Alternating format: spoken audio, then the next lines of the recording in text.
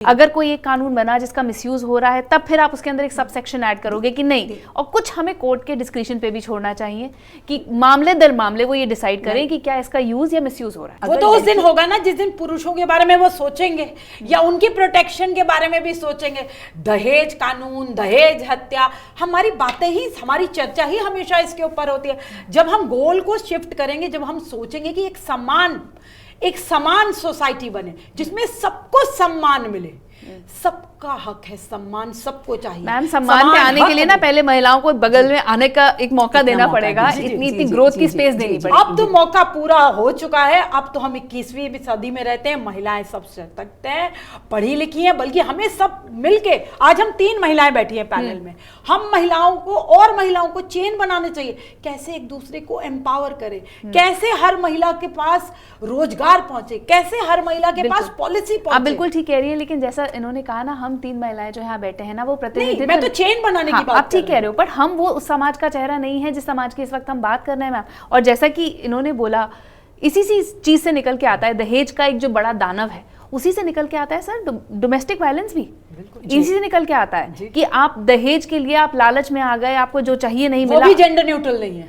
Gender neutral तो नहीं है, बिल्कुल नहीं है, रिपोर्ट ही नहीं कर सकता। लेकिन at the end of the day महिला है जो इसका ज्यादातर शिकार होती है मैम। ऐसा नहीं है, आंकड़े इसके भी पलट है। एक सर्वे हुआ था जिसमें यह बताया गया था कि भारतीय महिलाएं तीसरे रैंक में है पूरे विश्व में डोमेस्टिक वायलेंस करने के लिए। उसके लिए बेलन, चिमटा, हैंगर, झाड़ू का प्रयोग करती है। ये एक सर्वे मैं आपके साथ शेयर कर दूंगी। अच्छा, तो ठीक है, तो डोमेस्टिक वायलेंस बंद होना चाहिए, चाहे वो महिलाओं का हो चाहे पुरुष का हो। जी, इस प्रोग्राम के माध्यम से मैं कहीं पर भी ये नहीं कह रही कि लड़कियां ही दुखी हैं या लड़कियां जो प्रताड़ित होती हैं। एक बराबरी का हमें, हमारा कानून भी ये नहीं कहता है कि लड़कियों को ही फेवर करिए। इसीलिए इस बात को रियलाइज करते हुए, जिसका बरखा जी कह रही कि लीगल टेररिज्म है, सेक्शन 498 है। हाँ, हो सकता है, जैसे कहते हैं ना कि एक खराब मछली पूरे तालाब को दूषित करती है, पर इसका मतलब नहीं कि आप तालाब की जितनी भी मछलियां उनको सारों को अब ब्लेम कर देंगे, राइट। सो होता है कि एक गलत व्यक्ति जो है, एक जो अच्छा कानून बना है उसको गलत रूप दे देता है।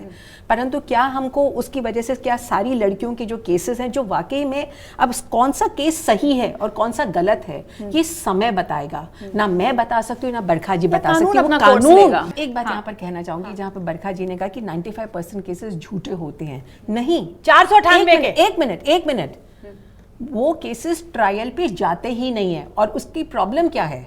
95% केसेस सच्चे हो या झूठे, वो तो तब साबित होगा ना जब उसकी केस के अंदर ट्रायल होगी।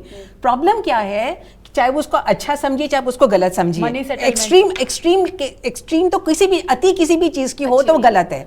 कानून भले बने हुए हैं, परंतु हमारा जो लीगल प्रोसीजर है, हमारा सिस्टम है, उसकी सबसे बड़ी अच्छाई क्या है? अच्छाई क्या है कि भले 99 दोषी लोग छूट जाएं, पर एक निर्दोष व्यक्ति को सजा नहीं मिलनी चाहिए। तो इसका मतलब क्या है कि कोई भी केस जो है, चाहे आप चोरी का करें, डकैती का करें, अरे कल आप ये कहिए कि मेरी भैंस को चोरी कर लिया, मेरी मुर्गी को चोरी कर लिया, तो उसके लिए भी आप किसी को सजा नहीं दे सकते हैं। आपने किसी को मर्डर करते हुए भी देख लिया, आप उसको लटका नहीं सकते, उसकी फांसी की सजा नहीं दे सकते जब तक उसकी ट्रायल ना। अब वो ट्रायल जो है, जिसके अंदर 3 चीजें होती है। इंडियन पीनल कोड, भारतीय दंड अधिनियम, जिसके तहत FIR दर्ज होती है। एक होता है क्रिमिनल प्रोसीजर एक्ट, कि भाई किस तरीके से इस केस की सुनवाई कोर्ट के अंदर करी जाएगी। एक तीसरा कानून होता है इंडियन एविडेंस एक्ट, कि किस तरीके से साक्ष्य प्रोड्यूस करे जाएंगे।